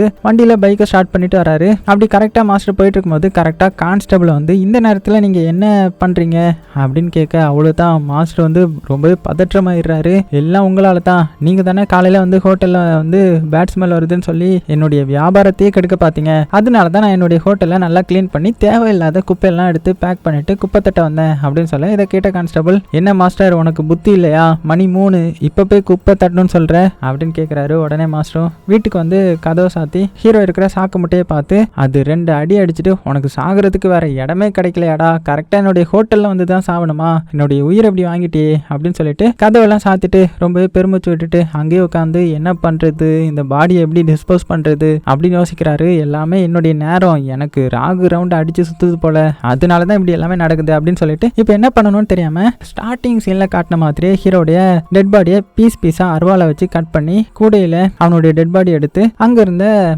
ரத்த கரையெல்லாம் கிளீன் பண்ணுறாரு. ஹீரோ சொன்னதெல்லாம் நினச்சி பார்க்குறாரு. இன்னசென்ட், நான் எந்த ஒரு தப்பும் பண்ணல அப்படி சொன்னதெல்லாம் நினச்சி பார்த்து ரொம்பவே ஃபீல் பண்ணுறாரு. சரி இனி என்ன பண்ணுறது, எல்லாமே முடிஞ்சு போச்சு அப்படின்னு சொல்லிட்டு க்ளீன் பண்ணிட்டு அப்புறமா குளிச்சு ஃப்ரெஷ் அப் ஆகிட்டு எப்படியோ எல்லாம் முடிஞ்சது, நல்ல வேலை அப்படின்னு ரிலாக்ஸாக எஃப்எம்ல சாங் போட்டுட்டு நல்லா டான்ஸ் ஆடிட்டு இருக்கிறாரு. பட் இருந்தாலும் மாஸ்டருக்கு அந்த இடத்த பார்த்ததுமே ஹீரோ கட் பண்ணது, ஹீரோவை தீயில போட்டது தான் மெமரிக்கு வருது. அடுத்த சீன்ல இந்த லேடி போலீஸ் எஸ்ஐ கிட்ட வந்து, என்ன சார் இனிமே வீட்டுக்கு போகாம இங்கே உட்காந்துருக்கீங்க, வீட்டுக்கு போக வேண்டியது தானே அப்படின்னு சொல்லும்போது சரின்னு சொல்லிட்டு எஸ்ஐயும் கிளம்ப போகவும் அதை பார்த்த லேடி போலீஸ், சார் என்ன பண்றீங்க, இந்த ட்ரெஸ்ல எப்படி கிளம்ப முடியும், ட்ரெஸ்ஸை சேஞ்ச் பண்ணிட்டு வாங்க அப்படின்னு சொல்றான். அடுத்த சீன்ல எலெக்ஷன் ப்ராசஸ்க்காக எல்லாத்தையுமே அரேஞ்ச் பண்ணிட்டு இருக்காங்க. அப்போ அந்த மெண்டல் பையன் வந்து எல்லாருக்கிட்டையும் அவளை எங்கன்ற மாதிரி சொல்லி கேட்கறான். அங்க இருந்தவங்க அங்கதான் இருக்கா, அப்படி போ அப்படின்னு சொல்லி அனுப்பி விட்டுறாங்க. அது போக மாஸ்டருடைய ஹோட்டலுக்கு கடுக்கணும் வந்து அந்த மெனு போர்டில் இட்லி புளியோதரை கேசரி அப்படின்னு இருக்கிறத போட்டிருக்கிறத பார்த்து, என்ன மாஸ்டர் இது நம்ம ஹோட்டல் தானா, ஏன்னா இன்னைக்கு இட்லி தோசையை தவிர நிறைய புதுசா இருக்குது அப்படின்ற மாதிரி வித்தியாசமா பாக்குறாரு. உடனே மாஸ்டர் பார்த்து, இது என்ன புது வெரைட்டியா இருக்குது அப்படின்னு சொல்லி கேட்கிறேன். அதுக்கு மாஸ்டர், புது வெரைட்டி இருக்கிறதெல்லாம் உனக்கு தேவையா, இல்ல அப்படின்னு சொல்ல மாஸ்டர் ஹோட்டலுக்கு போலீஸ் வராங்க. போலீஸை பார்த்ததுமே மாஸ்டருக்கு எப்படி இருக்கும், அப்படியே படப்படன்னு அடிக்க ஆரம்பிக்குது, வேத்துலாம் கொட்ட ஆரம்பிக்குது. போலீஸும் இன்னைக்கு என்ன ஸ்பெஷல்பா அப்படின்னு கேட்டதுக்கு அப்புறம் தான் இவர் கொஞ்சம் நார்மல் ஆகி, இன்னைக்கு என்னுடைய பாட்டியோடைய இறந்த நாள், அதனால தான் நான் இதெல்லாம் பண்ணேன் அப்படின்ற மாதிரி சொல்லி சமாளிக்கிறாரு. அப்போ போலீஸும் ஹீரோ கேஸ் பத்தி பேசுறாங்க. ஹீரோடைய ஒய்ஃப் வந்து போஸ்ட்மார்ட்டம் ரிப்போர்ட்ல ஹீரோ எந்த ஒரு தப்பும் பண்ணல அப்படின்ற மாதிரி சொல்லி வந்திருக்குதுன்ற மாதிரி பேசுறாங்க. இப்படி எல்லாம் இருந்துமே இன்னுமே ஹீரோ கண்டுபிடிக்க முடியலையே, அந்த விஜய் அப்பாவி தான்ப்பா அப்படின்னு சொல்லி பேசிட்டு இருக்காங்க. அடுத்தது வக்கீலும் ஹீரோடைய ஃப்ரெண்டு கிட்ட, ஹீரோ எந்த ஒரு தப்பும் பண்ணல, அவன் ஒரு அப்பாவி அப்படின்னு சொல்றாங்க. இதை கேட்டு ஹீரோடைய ஃப்ரெண்டு ரொம்ப ஃபீல் பண்ணி அழுறான். நம்மளும் அவனை நம்பாம விட்டுட்டோமே அப்படின்ற மாதிரி ரொம்பவே மன உளைச்சல் ஆகி அந்த கடைக்கு வந்து சாப்பிட வரான். இப்போ இட்லி தோசை சாப்பிட்டு ஏதோ ஸ்மெல் வருது அப்படின்னு சொல்லி துப்பிடுறான். மாஸ்டர் இதை பார்த்து, இத்தனை பேர் ஹோட்டலில் சாப்பிட்டுட்டு இருக்காங்க, யாராவது ஏதாவது ஸ்மெல் வருதுன்னு சொன்னாங்களா, நீங்க மட்டும் ஏன் என்னுடைய வியாபாரத்தை கெடுக்கணும்னு நினைக்கிறீங்க அப்படின்னு கோவப்படுறாரு. அங்க இருக்கிறவங்க கிட்ட சாப்பிட்றவங்க கிட்டயும் ஏதாவது ஸ்மெல் வருதா அப்படின்னு கேட்கறாங்க. யாருமே எந்த ஒரு ஸ்மெல்லும் வரலன்ற மாதிரி சொல்லிட்டாங்க. உடனே மாஸ்டர் போலீஸ் கிட்ட, உன்னுடைய மூக்கு என்ன மூக்கு அப்படின்னு சொல்லி கான்ஸ்டபிளை வெளியில அனுப்பி விடுறாரு. அது போக அந்த காய்கறி விற்கிற பொண்ணு இருக்காங்க இல்லையா, அது இந்த கான்ஸ்டபிளோடைய வைஃப் தான். அவங்க இந்த கான்ஸ்டபிள் கிட்ட வந்து, உன்னுடைய வாய் வச்சு சும்மா இருக்க மாட்டியா, ஏன் அந்த ஹோட்டலுக்கு போயிட்டு அது நல்லா இல்லை இது நல்லா இல்லைன்னு சொல்லி அவருடைய வியாபாரத்தை கெடுத்துட்டு இருக்க அப்படின்னு கேட்குறாங்க. ஸோ இவங்க இப்படி சண்டை போட்டுட்டு இருக்கிறத பார்த்த லேடி போலீஸும் வந்து என்னன்னு சொல்லி காய்கறி விற்கிற பொண்ணு கிட்ட கேட்க வராங்க. காய்கறி விற்கிற பொண்ணும், இவர் எப்போ பார்த்தாலும் மாஸ்டர் ஹோட்டலுக்கு போயிட்டு அது நல்லா இல்லை இது நல்லா இல்லை பேட் ஸ்மெல் வருதுன்னு சொல்லி அவருடைய வியாபாரத்தை கெடுக்க பார்க்குறாரு அப்படின்னு சொல்ல, உடனே இந்த லேடி போலீஸும் சரி விடுங்க பிரச்சனை பண்ணாம போங்க அப்படின்னு சொல்லி அனுப்பி வைக்கிறாங்க. ஆனால் லேடி போலீஸ்க்கு அங்கே பேட் ஸ்மெல் வர்ற மாதிரி ஃபீல் ஆகுது. அடுத்த சீன்ல காய்கறி விற்கிற பொண்ணு நேராக மாஸ்டர் கிட்ட வந்து, என்னுடைய ஹஸ்பண்ட் பண்ணதுக்கு நான் சாரி கேட்டுக்கிறேன், அவருடைய மூக்கு செம்ம ஷார்ப்பு, எந்த ஒரு பேட் ஸ்மெல்லாம் இருந்தாலும் கண்டுபிடிச்சிருவாரு, அதனால தான் அவர் அப்படி பண்ணிக்கிட்டாரு, அதனால அவரை மன்னிச்சிடுங்க அப்படின்னு சொல்ல, அதுக்கு மாஸ்டரும் அதெல்லாம் ஒன்றும் இல்லை நான் அதை அப்பவே மறந்துட்டேன்ற மாதிரி சொல்ல, உடனே காய்கறி வைக்கிற பொண்ணு அவர்கிட்ட ஒரு பாய்சனை கொடுத்து, இதை சாப்பிட்டா எலி எல்லாமே செத்து போயிடும், சீக்கிரமா ஒரு மேரேஜும் பண்ணிக்கோங்க, அப்பதான் எந்த ஒரு பிரச்சனையும் வராது அப்படின்னு சொல்ல, ஏன்னா வீட்டை கூட்டி எப்போதுமே அழகா வச்சிருக்கணும் அப்படின்னு சொல்ல வரா. ஸோ மாஸ்டரும் சரி அப்படின்ற மாதிரி சொல்லிட்டு, இது உன்னுடைய ஹஸ்பண்டோட இது டார்ச்சர் இங்க விட்டுட்டு போயிட்டான் அப்படின்ற மாதிரி சொல்லி கொடுக்குறாரு. அடுத்த சீன்ல மாஸ்டர் வந்து எலெக்ஷனுக்கு ஓட்டு போட வரவும் அங்க இருக்கிறவங்க எல்லாருமே, உன்னுடைய தம்பி என்ன இன்னுமே வரலையா, அவனுக்கு ஒரு ஓட்டு போச்சு அப்படின்ற மாதிரி தம்பியை கேட்கறாங்க. இப்போ அப்படியே சீன் கட் ஆகி அடுத்த சீன்ல எஸ்ஐயும் லேடி இன்ஸ்பெக்டரும் ஹீரோடைய பக்கத்து வீட்டுல இருந்த பொண்ணு கிட்ட என்கொயரி பண்ண வந்து, ஹீரோயின் கொலை நடந்த அன்னைக்கு என்ன நடந்துச்சு, நீங்க பார்த்ததெல்லாம் நீங்க கேட்டது பார்த்தது உங்களுக்கு தெரிஞ்சது எல்லாத்தையுமே சொல்லுங்கன்ற மாதிரி கேட்கறாங்க. அதுக்கு அந்த பொண்ணும், ஒரு 8:30 மணி இருக்கும், ஹீரோயினுக்கும் சண்டை போடுற சத்தம் கேட்டுச்சு, அதுக்கு மறுநாள் தான் ஹீரோயின் செத்து போயிட்டாங்க அப்படின்னு சொல்றாங்க. இதை கேட்டு எஸ்ஐயும், எப்படி கரெக்டா 8:30 மணி இருக்குன்னு சொல்றீங்க, வேற யாரையாவது ஹீரோ வீட்டுக்கு வந்தாங்களா அப்படின்னு கேட்கும்போது அதுக்கு அதுக்கு அந்த பொண்ணு, நான் சீரியல் பார்ப்பேன், அப்போ பவர் கட் ஆயிடுச்சு, அதனால மொபைல் ஃபோனில் பார்க்க வெளியில் வந்திருந்தேன், அதனால தெரியும், அது போக நான் வேற யாரையுமே பார்க்கல அப்படின்னு சொல்கிறாங்க. உடனே லேடி போலீஸும் அது என்ன சீரியல் அப்படின்னு கேட்குறாங்க. ஸோ லேடி போலீஸ் இப்படி கேட்குறத பார்த்ததுமே எஸ்ஐ மறைச்சு பார்க்கவும், இல்லை சார் என்ன சீரியல்னு கேட்டால் இவங்க சொல்கிறது கரெக்டான்றதை ட்ராக் பண்ணுறதுக்காக தான் கேட்டேன் அப்படின்னு சொல்லி சமாளிக்கிறாங்க. அதுக்கு பக்கத்து வீட்டு பொண்ணு, இந்த லவ் ஆஃப் லைஃப்ன்ற மாதிரி ஒரு சீரியல் அப்படின்னு சொல்ல, அடுத்தது எஸ்ஐ அந்த பொண்ணு கிட்ட ஹீரோயின் ஃப்ரெண்ட்ஸ் எங்கே இருக்காங்க அப்படின்னு கேட்குறாங்க. அதுக்கு அந்த பொண்ணு, அவங்க வந்து புனித தலத்துக்கு வந்து போயிருக்காங்க அப்படின்னு சொல்கிறாங்க. ஸோ எஸ்ஐ போலீஸோட ஒய்ஃப், என்னதான் ஆச்சு உங்களுக்கு, டிரான்ஸ்ஃபர் இருக்கா இல்லையா, நீங்கள் என்னை பற்றி கொஞ்சம் கூட அக்கறை காட்ட மாட்டீங்க, நீங்கள் வேணா பார்த்துட்டே இருங்க, நான் சாக போகிறேன் சீக்கிரமா அப்படின்னு சொல்லிட்டு ஃபோன் வந்து கட் பண்ணிட்டா. ஸோ எஸ்ஐக்கு வந்து ரொம்பவே டென்ஷன் ஆகுது, நம்ம ஒய்ஃப் நம்மளை புரிஞ்சிக்க மாட்டுக்காளே அப்படின்ற மாதிரி. ஸோ இந்த கேஸே நம்மளால முடிக்க முடியலையே அப்படின்னு சொல்லி கோபத்தில் ஃபோனை தூக்கி அப்படியே எறிறான். அப்புறம் தான் ஐயோ கோபத்தில் ஆப்பிள் ஐஃபோனை உடச்சிட்டேனே அப்படின்னு நினச்சி செல்ஃபோனை எடுத்து அப்படியே பார்க்குறாரு. அடுத்த சீனில் எஸ்ஐ வந்து வண்டியில் வந்துட்டு இருக்கும்போது அவருக்கு முன்னாடி லாயர் வந்து எஸ்ஐ கிட்ட, நீங்கள் அவசரமாக டிரான்ஸ்ஃபர் ஆகணும்னு சொல்லி ஒன்றும் தெரியாத அப்பாவி மேலே கேஸ் போட்டு அவன் மேலே சூட் வேற பண்ணியிருக்கீங்க, நீங்கள் சூட் பண்ணதுனால அவன் எங்கேயோ செத்து போயிட்டா உங்களுக்கு டிரான்ஸ்ஃபர் என்ன, இந்த ஜாபே உங்களுக்கு இருக்காமல் போயிடும், அது போக ஜாப் போய் நீங்கள் ஜெயில் தான் போகணும், அதனால தான் சொல்கிறேன், நீங்கள் மட்டும் எனக்கு ஃபேவராக ஓல்டு கேஸை ஓப்பன் பண்ணி எனக்கு ஏற்ற மாதிரி பண்ணினீங்கன்னா எந்த ஒரு பிரச்சனையுமே மாட்டிவிட மாட்டேன் அப்படின்னு சொல்லி எஸ்ஐ வண்டியில் இருந்த ஸ்டார் எடுத்துகிட்டு போய் அவர் காரில் இருந்த இந்த ஸ்டாரை வந்து ஒட்டி விட்டுறாரு. உடனே எஸ்ஐயும் வேகமாக லாயர் கிட்ட வரவும் லாயரும் பயந்து காருக்குள்ளே போய் உட்காந்துக்கிறாரு. உடனே எஸ்ஐயும் லாயர் கிட்ட வந்து, நீங்கள் பேசின பேச்சுக்கு உங்கள் கை காலெல்லாம் உடச்சி வச்சிருக்கலாம்னு தோணுது, பட் நான் அப்படி பண்ண மாட்டேன் அப்படின்னு சொல்கிறாரு. அடுத்த விஷயம் மாஸ்டர் காமிக்கிறாங்க. ஹோட்டலில் தான் காட்டுறாங்க. எல்லாருமே எலெக்ஷனை பற்றி யார் ஜெயிப்பா அப்படின்ற மாதிரி பேசிட்டு இருக்காங்க. அப்போ போலீஸ் வரவும் போலீஸை பார்த்து மாஸ்டர் வந்து ரொம்ப பயந்து இருக்கிறாரு. அப்போ மாஸ்டர் எதிர்பார்க்காத நேரத்தில் மாஸ்டர் எப்போ ஒரு பொண்ணை பஸ்ஸில் பார்த்துட்டு இருப்பாங்க இல்லையா, அந்த பொண்ணு ஒரு சின்ன பையனை கூட்டிட்டு மாஸ்டர் ஹோட்டலுக்கு வரா. மாஸ்டருக்கு அந்த பொண்ணை பார்த்ததுமே எப்படி இருக்குன்னு பார்த்துக்கோங்க, கையும் ஓடலை காலும் ஓடலை, என்ன பண்ணுறதுன்னு தெரியாமல் உள்ளே போய் அந்த பொண்ணையே அப்படியே சைட் அடிச்சிட்டு இருக்கிறாரு. அப்புறமா சரி இப்படி பார்த்ததெல்லாம் போதும், அந்த பொண்ணுகிட்ட போய் என்ன வேணும்னு கேட்கலாம் அப்படின்னு சொல்லிட்டு, என்னமா வேணும் அப்படின்னு சொல்லி தண்ணியை கொண்டு கிளாஸ் நிறைய அந்த கிளாஸ்ல ஊத்திட்டே இருக்கிறாரு. இதனால அந்த பக்கம் எல்லாமே தண்ணி ஆகிடுது. உடனே மாஸ்டர் அந்த பொண்ணுக்கிட்ட, சாரி நான் இப்படி பண்ணிருக்க கூடாது, நான் தெரியாம பண்ணிட்டேன் அப்படின்னு சொல்லும்போது அந்த பொண்ணு மாஸ்டர் கிட்ட ஏதோ சொல்ல வரும்போது எல்லா கஸ்டமரும் வந்து ஏதாவது மாஸ்டர் கிட்ட கேட்டுட்டே இருக்காங்க. இதனால அந்த பொண்ணுக்கு மாஸ்டர் கிட்ட சரியா பேசவே முடியல. இதை பார்த்த மாஸ்டரும், இவனுங்க இப்படிதான் காலம் தெரியாம சட்னி வேணும் தோசை வேணும்னு கேட்பானுங்க அப்படின்னு நினைக்க மனசுக்குள்ளே புலம்பிட்டு இருக்கிறாரு. அதுக்குள்ள அந்த பொண்ணு அங்கிருந்து எந்திரிச்சு போயிட்டா. மாஸ்டரும் பார்த்தீங்கன்னா நல்ல சான்ஸ் கிடைச்சும் அவகிட்ட பேச முடியலையே அப்படின்னு ஃபீல் பண்ணிட்டு இருக்கேன். அப்போ ஒரு சின்ன பையன் வந்து ஒரு லெட்டர் மாதிரி மாஸ்டர் கிட்ட கொடுத்துட்டு போறான். மாஸ்டரும் அந்த லெட்டரை பார்த்து ரொம்பவே சந்தோஷம். உடனே அந்த லெட்டரை ரூம்ல வச்சுட்டு அதை சாமி முன்னாடி வச்சு தொட்டு கும்பிட்டுட்டு அதுக்கு குங்குமம்லாம் வச்சு மெதுவா திறந்து பாக்குறாரு. அந்த லெட்டர்ல என்ன போட்டிருக்குதுன்னா, எனக்கு கல்யாணம் ஆகி ஒரு வருஷத்துலயே என்னுடைய ஹஸ்பண்டுக்கு வந்து ஆக்சிடென்ட் ஆகி இறந்து போயிட்டாரு, அவரும் இல்ல, எனக்கு எந்த ஒரு குழந்தையுமே இல்லை, அதனால நான் ரொம்பவே தனிமையா இருந்தேன், எப்போ உங்களை பார்த்தனோ அப்பவே எனக்கு உங்களை ரொம்பவே பிடிச்சிருச்சு, இனி இந்த சொசைட்டி என்ன சொன்னாலுமே நான் பயப்பட மாட்டேன், உங்களுக்கு பிடிச்சிருந்துச்சுன்னா உங்களுடைய முடிவை சொல்லுங்க அப்படின்னு எழுதிருக்குமா. எப்படி இருக்கும்? இந்த லெட்டரை பார்த்ததுமே மாஸ்டருக்கு கேட்கவா வேணும், அவர் எதிர்பார்த்ததுமே இதானே. ஸோ அவர் மனசுல பட்டாம்பூச்சிலாம் பரதநாட்டியம் ஆட அவர் உடனே அந்த பொண்ணுக்கு பதிலுக்கு லெட்டர் எழுத ஸ்டார்ட் பண்றாரு. மை டியர்னு எழுத ஸ்டார்ட் பண்ணிட்டு அவர் அந்த பொண்ணு ஃபியூச்சர்ல ஒன்னா சேர்ந்து மாவட்டுற மாதிரி பைக்ல எல்லாம் ரைட் பண்ற மாதிரி உட்காந்து வாசல்ல பேசுற மாதிரி எல்லாம் டீ போட்டு ஆத்தி குடிக்கிற மாதிரி இப்படி எல்லாம் பகல் கனவு கண்டுட்டு இருக்க. அப்ப அந்த பொண்ணுக்கு மாஸ்டர் வந்து சாரிலாம் வாங்கி கொடுக்குற மாதிரியும் ரொம்பவே சந்தோஷமா என்ஜாய் பண்றாரு. அப்படியே சீன் கட்டாக அப்போ மாஸ்டருடைய ஹோட்டலுக்கு லேடிஸ் போலீஸ்லாம் வந்து பார்த்ததுமே மாஸ்டர் வந்து ரொம்பவே டென்ஷன் ஆகி ஜூஸ் எதுவும் வேணுமா அப்படின்னு கேட்கிறாரு. அதே டைம்ல எஸ்ஐ வந்து அவருடைய ஒய்ஃப் கிட்ட, நம்ம நாளைக்கு ஈவினிங் இங்க இருந்து கண்டிப்பா போயிடலாம் சரியா அப்படின்னு சொல்றாரு. ஸோ கேஸ் பத்தின ஏதோ ஒரு லீடு வந்து அவருக்கு கிடைச்சிருச்சு போல. அடுத்தது லேடி போலீஸும் மாஸ்டர் கிட்ட வந்து தலைவலிக்கிற மாதிரி இருக்குது, ஸோ ஒரு கசாயம் போட்டு கொடுங்களேன் அப்படின்னு சொல்லிட்டு ரூம் எல்லாம் சுத்தி பார்த்துட்டு உட்கார்ந்து இருக்கிறாங்க. மாஸ்டர் கிட்ட இங்க வந்து உட்காருங்க, உங்ககிட்ட கொஞ்சம் பேச வேண்டியது இருக்குது அப்படின்னு சொல்ல வரும் பாருங்க மாஸ்டருக்கு ஒரு பயம். அப்ப எஸ்ஐயும் அந்த இடத்துக்கு வந்து, நான் அவர்கிட்ட பேசுறேன், நீ கிளம்பலாம் அப்படின்னு சொல்றாரு. இதனால லேடி போலீஸும் அங்க இருந்து கிளம்பி போறாங்க. ஸோ இந்த எஸ்ஐ மாஸ்டர் கிட்ட வந்து ஒரு டீ போடுங்க அப்படின்னு சொல்லிட்டு அந்த இடத்தெல்லாம் சுத்தி பார்த்துட்டு மாஸ்டர் டீ போடுற இடத்துக்கு அவர் பக்கத்துல கிளாஸ்க்கு போய் நிக்க, இதை பார்த்த மாஸ்டரும் ஷாக்காக அதுக்கு எஸ்ஐயும் சுகர் கம்மியா போட சொல்ல வந்தேன் அப்படின்னு சொல்ல, உடனே மாஸ்டரும் ஃபர்ஸ்ட் ஷூவை ரிமூவ் பண்ணிட்டு கிச்சனுக்குள்ள வாங்க அப்படின்னு சொல்ல எஸ்ஐயும் ஷூவை ரிமூவ் பண்ணிட்டு கரெக்டா ஹீரோ இருந்த ரூமுக்கு போய், மாஸ்டர் இங்க வாங்க, உங்ககிட்ட கொஞ்சம் பேசணும், உங்க கூட பிறந்தது எத்தனை பேரு அப்படின்னு சொல்லிட்டு கேட்டுட்டு ஹீரோ இருந்த இடத்துக்கு போய் அவர் இருந்த பெட்டை போய் உட்காந்துட்டு இருக்கிறாரு. அதுக்கு மாஸ்டரும் எனக்கு ஒரே ஒரு தம்பி தான் அப்படின்னு சொல்றாரு. தம்பினா எப்படி அப்படின்னு சொல்லி கேட்கும்போது அதுக்கு மாஸ்டரும் அவர் என்னுடைய அப்பாவுக்கு 2வது ஒய்ஃப்க்கு பிறந்தவன், என்னுடைய சித்தியோடைய பையன், ஸோ என்னுடைய தம்பி தானே அப்படின்னு சொல்றாரு. ஓ அப்படியா, அப்போ சரி, உங்க தம்பி இப்போ எங்க இருக்கான், அவனை பத்தி ஏதாவது தெரிஞ்சுதா, அவன் ஏன் இங்க வர்றதே இல்லை அப்படின்னு கேட்கிறாரு. அதுக்கு மாஸ்டரும் நான் அவனை பார்த்தே 3-4 மாசம் இருக்கும், அவன் சரியா அங்க வரவே மாட்டான்,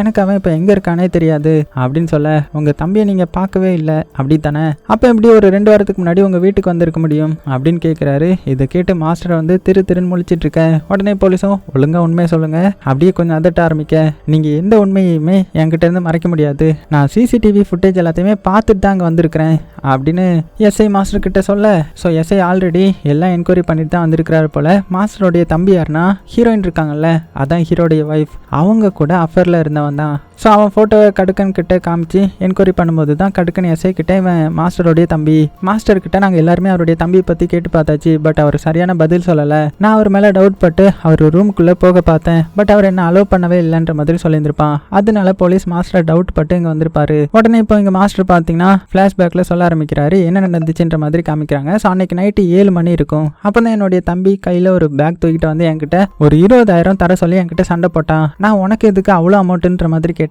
அதுக்கு அவன் இந்த அமௌண்ட்டை மட்டும் நீ தந்துட்டேன்னா இனிமேல் நான் உன் பக்கமே வரமாட்டேன், நான் ஒரு பெரிய பிரச்சனையில மாட்டியிருக்கிறேன், ப்ளீஸ் கண்டிப்பா எனக்கு தந்து ஹெல்ப் பண்ணு அப்படின்னு சொல்லி கெஞ்சினா. அப்படி அந்த பேக்ல என்னடா வச்சிருக்க அப்படின்னு சொல்லி நானும் பேக்கை பிடிச்சி இழுத்து கீழே சிந்தினேன். அதுல நிறைய போட்டோஸ் எல்லாம் பார்த்தேன், ஹஸ்பண்ட் அண்ட் ஒய்ஃப் இருக்கிற மாதிரி ஒரு 6-5 போட்டோ இருந்துச்சு. அந்த போட்டோஸ்ல இருக்கிறவங்கள பார்த்து யார் இது அப்படின்னு கேட்டேன். அதுக்கு அவன் என்கிட்ட சரியா பதில் சொல்லாம நீ ஒழுங்கா காசு தராட்டி நான் உன்னையும் கொலை பண்ணிடுவேன் அப்படின்னு சொன்னதுமே அவன் ஏதோ பெரிய தப்பு பண்ணிட்டு வந்திருக்கான்றது மட்டும் எனக்கு நல்லாவே தெரிஞ்சது. அதனால நான் அவன்கிட்ட நீ என்ன தப்பு பண்ணிட்டு வந்தேன்னு என்கிட்ட மறைக்காம சொல்லு, நான் உன்கிட்ட காசை தரேன் அப்படின்னு சொன்னேன். அப்பதான் என்னுடைய தம்பி சொல்ல ஆரம்பிச்சான், 6 மாசமா நான் ஒரு பொண்ணை கரெக்ட் பண்ணி வச்சிருந்தேன், பட் எல்லாமே கை கூடி வர நேரத்துல அவன் என்னுடைய ரிலேஷன்ஷிப்பை கண்டினியூ பண்ண மாட்டேன்னு சொன்னான். அதனால நான் அவளை கொலை பண்ணிட்டு அவகிட்ட ஏதாவது அமௌண்ட் இருக்கான்னு பார்த்துட்டு அங்கிருந்து கிளம்பி வந்துட்டேன். அதனால தான் சொல்றேன் எனக்கு ஹெல்ப் பண்ணி நான் அங்கிருந்து போயிடுறேன்ற மாதிரி சொன்னான். சொல்லிட்டு அந்த அமௌண்ட்டை கள்ளப்பட்டியில இருந்து எடுக்க பார்த்தான். நான் அவனை பிடிச்சி தள்ளி நான் கஷ்டப்பட்டது உனக்கு கொடுக்கணுமா அப்படின்னு சொல்லி அவனை தள்ளி விட்டேன். அதுல அவன் போய் விழுந்து செத்து போயிட்டான். ஸோ இந்த கதையெல்லாம் கேட்டதுமே இந்த எஸ்ஐ பார்த்தீங்கன்னா சரி டெட் பாடியை என்ன பண்ணீங்க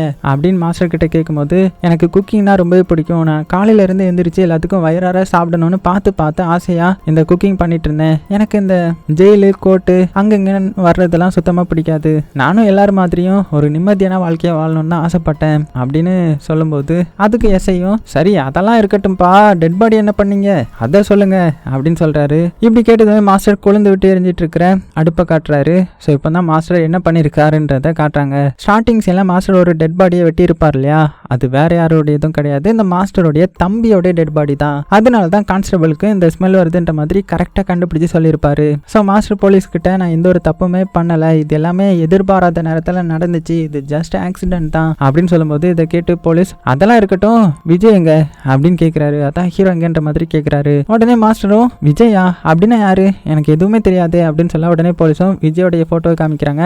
மாஸ்டரும் நான் இவனை இதுக்கு முன்னாடி பார்த்ததே இல்லையே அப்படின்னு சொல்லும்போது உடனே எஸ்ஐயும் நான் எல்லாம் தெரிஞ்சுட்டு தான் வந்திருக்கிறேன், சிசிடிவி கேமரால விஜய் இங்கே தான் வந்ததா ரெக்கார்ட் ஆயிருக்குது அப்படின்னு சொல்லும்போது உடனே ஃபிளாஷ்பேக் சீன்ல மாஸ்டர் ஹீரோக்கு என்ன ஆச்சுன்ற மாதிரி சொல்றாரு. ஒரு நாள் காலையில நான் அவனை பெங்களூர் அனுப்புறதுக்காக அவனை எழுப்பினேன், ஆனா அவன் எந்திரிக்கவே இல்லை.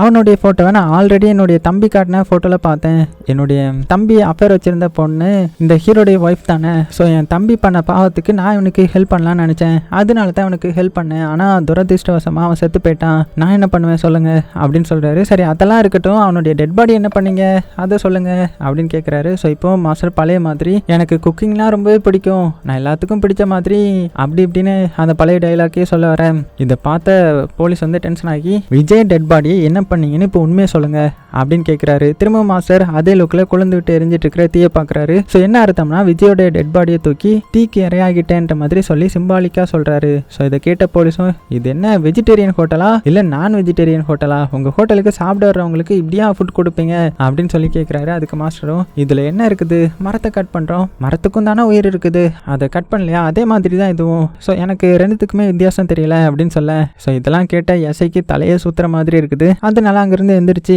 என்ன பண்ணுறதுன்னு கொஞ்சம் தள்ளி போய் நிற்க, இதை பார்த்த மாஸ்டரும் எஸ்ஐக்கு வந்து குடிக்க கஷாயம் வேணுமான்னு கேட்குறாரு.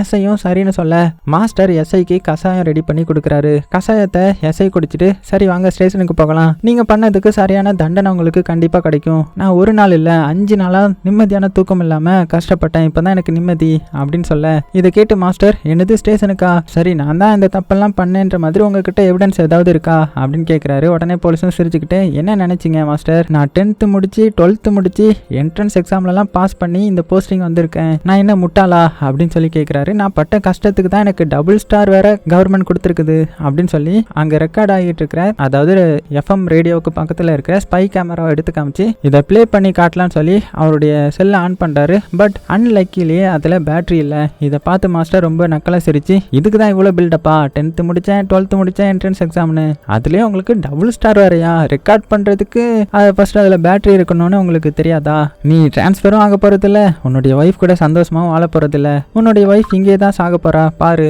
அப்படின்னு சொல்லவும் போலீஸ் வந்து செம்ம டென்ஷன் ஆகி மாஸ்டரை பிடிச்சி தள்ளி விட்டுறாரு. தள்ளி விட்டு ஒழுங்கா என்கிட்ட சரண்டர் ஆகிருங்க அப்படின்னு சொல்லி கெட்ட கெட்ட வார்த்தையிலேயே திட்டேன். ஆனால் எந்த ஒரு சத்தத்தையுமே காணோம். என்னாச்சுன்னு சொல்லி போலீஸ் மாஸ்டர் கிட்ட வந்து பார்த்தா மாஸ்டர் கிட்ட மூச்சு பேச்சு இல்லை. அவர் போலீஸ் பிடிச்சி தள்ளி விட்டதுல அங்க இருந்து ஆணில மோதி அந்த இடத்துல செத்து போயிட்டாரு. இப்போ போலீஸ்க்கு என்ன பண்றதுன்னு தெரியல. மாஸ்டர் பாடியை என்ன பண்றதுன்னு நினைச்சு அவர் பண்ண ஐடியாவே அவருக்கு பண்ற மாதிரி அவருடைய டெட் பாடியை பீஸ் பீஸா கட் பண்ணி கொழுந்து விட்டு எறிகிற தீல தூக்கி அப்படியே போடுறாரு. மாஸ்டர் என்னென்னலாம் பண்ணாரோ அதே மாதிரி அந்த ரூம் எல்லாம் கிளீன் பண்ணி எந்த ஒரு எவிடன்ஸும் இல்லாம பக்காவா ரெடி பண்றாரு. அப்ப மாஸ்டர் எழுதின லெட்டர் மெதுவா அந்த தீக்கு பக்கத்துல வர்ற மாதிரி கீழே விழுது. எல்லாம் முடிஞ்சு போச்சுன்னு நினைச்சு போலீஸும் கேஷுவலா நின்றுட்டு இருக்கும்போது அவருக்கு நெஞ்செல்லாம் அடைச்சி தொண்டெல்லாம் அப்படியே ஒரு மாதிரி ஆகுது. என்னன்னு பார்த்தா இப்பதான் ஒரு பங்கமான ட்விஸ்ட். மாஸ்டர் வந்து கசாயத்துல காய்கறி விற்கிற பொண்ணு கொடுத்த அந்த ரேட் பாய்சனை கலந்துட்டாரு போல. அப்புறம் என்ன அடுத்த நாள் ஆகுது. லேடி போலீஸ் இந்த இடத்துல வந்து பார்த்துட்டு இருக்கா. அப்பதான் மாஸ்டருக்கு பிடிச்ச பொண்ணு ஹோட்டலுக்கு வந்து பார்க்கறான். அந்த டைம்ல அவளுக்கு மாஸ்டருடைய கையால் எழுதின டியர் சாவித்ரின்ற மாதிரி அந்த லெட்டர் எழுதியிருக்கிறது கிடைக்குது. இதை பார்த்து இந்த பொண்ணு இப்பதான் புதுசா லைஃபை ஸ்டார்ட் பண்ணலான்னு பார்த்தா அதுக்குள்ள இப்படி ஆயிட்டுன்ற மாதிரி பார்க்கறா. ஸோ இந்த படத்துல யாருமே அவங்க நினைச்ச மாதிரி சந்தோஷமா வாழல. யாரோ ஒருத்தங்க பண்ற தப்பு இன்னொருத்தவங்களுடைய லைஃபை எப்படியோ ஸ்பாயில் பண்ணுது. ஹீரோயின் பண்ண தப்புனால ஹீரோ இப்போ உயிரோட இல்ல. ஹீரோடைய ஃப்ரெண்டுக்கு நம்மளால தான் ஹீரோடைய லைஃப் போச்சுன்னா அவனும் கில்ட்டி ஃபீலிங்ல இருக்கிறான். எஸ்ஐயும் இங்க இருந்து டிரான்ஸ்ஃபர் ஆகி ஒய்ஃப் கூட இருக்கணும்னு நினைச்சு கேஸை முடிக்கணும்னு நினைச்சாரு. பட் அவராலையும் அவருடைய ஒய்ஃப் கூட வாழ முடியல. மாஸ்டரும் இவ்வளோ வயசுக்கு அப்புறம் அவருக்கு பிடிச்ச பொண்ணோட புது லைஃபை ஸ்டார்ட் பண்ணலான்னு பார்த்தாரு. பட் அவர் பண்ண கர்மாவே அவருக்கு திரும்ப வந்துடுச்சு. ஒரு மென்டல் அப்பப்போ என்னுடைய ஒய்ஃபை எங்க அவளை பார்த்தீங்களான்னு தேடிட்டு இருப்பாங்கல்ல, அவனுடைய ஒய்ஃபை கொலை பண்ணதும் மாஸ்டருடைய தம்பி தான். அதனால தான் அவனுடைய ஹஸ்பண்டும் மென்டல் ஆகி சுத்திட்டு இருக்கிற மாதிரி காமிச்சிருப்பாங்க. இப்படி யாரோ பண்ண தப்புக்கு யாரோ ஒருத்தர் தண்டனை அனுபவிச்சுட்டு இருக்காங்க. இப்படிதான் இந்த படத்தையும் முடிச்சிருக்காங்க. ஸோ எப்படி இருந்துச்சு படம்? வந்து பயங்கரமா இருந்துச்சா? ஸோ இந்த மாதிரி அடிக்கடி சூப்பரான நம்ம இந்தியன் மூவிஸையும் பார்க்கலாம். ஸோ எப்படி இருந்துச்சுன்றதை மறக்காம கீழே கமெண்ட் பண்ணுங்க. பிடிச்சிருந்துச்சுன்னா லைக் பண்ண மறந்துடாதீங்க. சேஃபா இருங்க. உங்களுக்கு பிடிச்ச எல்லாத்தையுமே ரொம்ப ரொம்ப சேஃபா பார்த்துக்கோங்க.